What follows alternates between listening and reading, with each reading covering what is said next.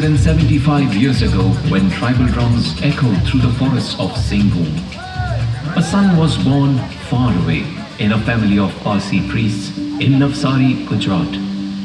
The child was Jamshedji Tata, destined to be among the architects of modern India.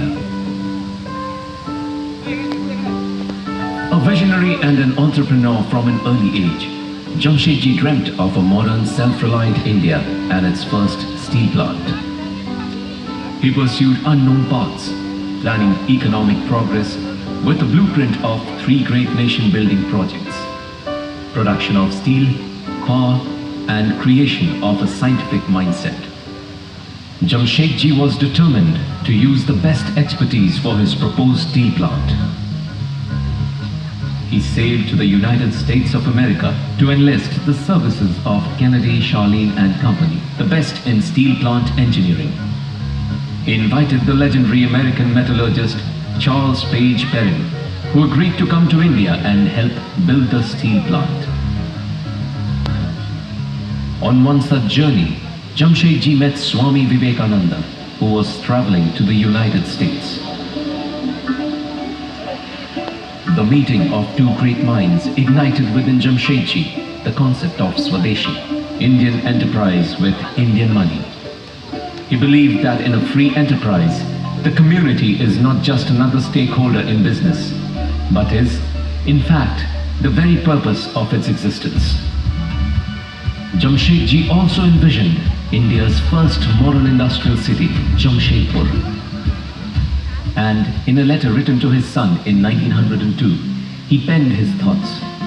Be sure to lay wide streets planted with shady trees. Be sure there is plenty of space for lawns and gardens. The wheels of progress had been set in motion, but sadly, Jamshedji passed away in 1904. After his demise, Jamshedji's successors began to shape his dream, and India's first great industrial adventure began. Erecting a plant in the wilderness proved to be a mammoth task. Inhabitants came over dirt tracks, carrying building material on bullock carts. And the settlement grew with amazing rapidity. When the Tatas issued shares in 1907, investors spurred by the dream of Swadeshi flocked the Tata offices, and the issue was oversubscribed within days. The first ingot of steel rolled out of the Tata steel plant on February 16, 1912, a momentous day in the industrial history of India.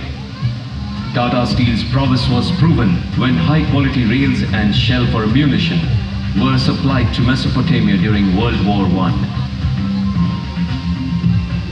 During World War II, Tata steel plates were used to build armored cars, which were named Tata Nagars as a tribute to the company. In 1947, the nation achieved political freedom, but economic freedom was still a distant dream. With J.R.D. Tata at the helm of affairs, Tata Steel intensified its drive to create a strong and self-sufficient nation. Tata Steel supplied steel for bridges and dams, for rails and buildings. The next few years marked a period of consolidation. Capacity doubled to 2 million tons, and the company began to prepare for future challenges. A 4-phase modernization program was implemented in the 80s and 90s. The then state-of-the-art LD steel making process was set up in a record span of time, ushering in a technological revolution, and the 1 million ton G-blast furnace was also commissioned.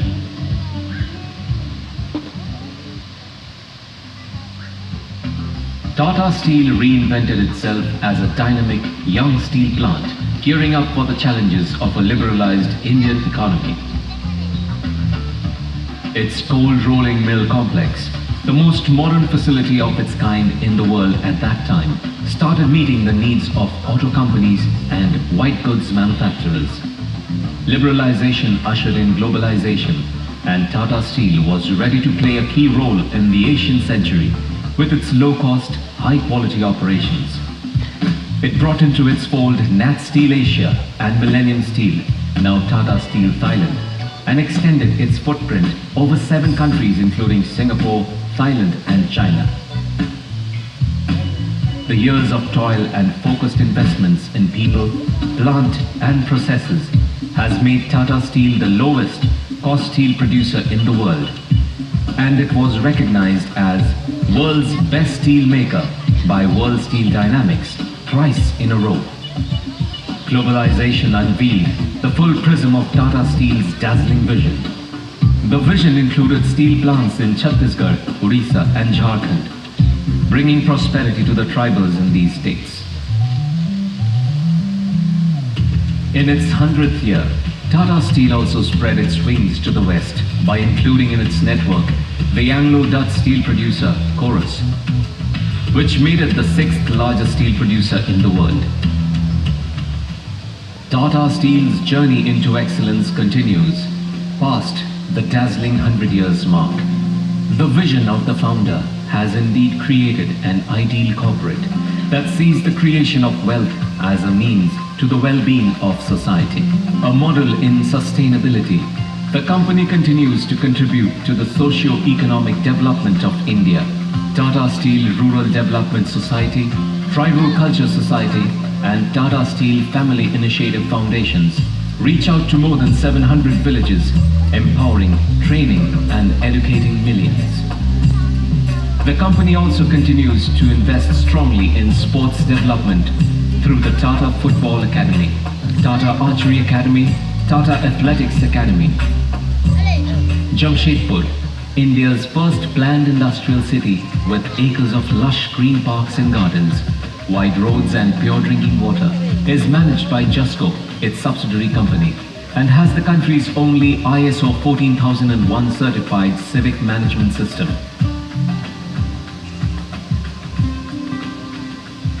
Tata Steel's saga of 100 glorious years, 8 decades of industrial harmony in its steel works at Jamshedpur, and pioneering employee welfare measures that continue to create history. The 100-year journey of Tata Steel is also the journey of a nation that embarked on a road to economic independence and has now become a global economic superpower.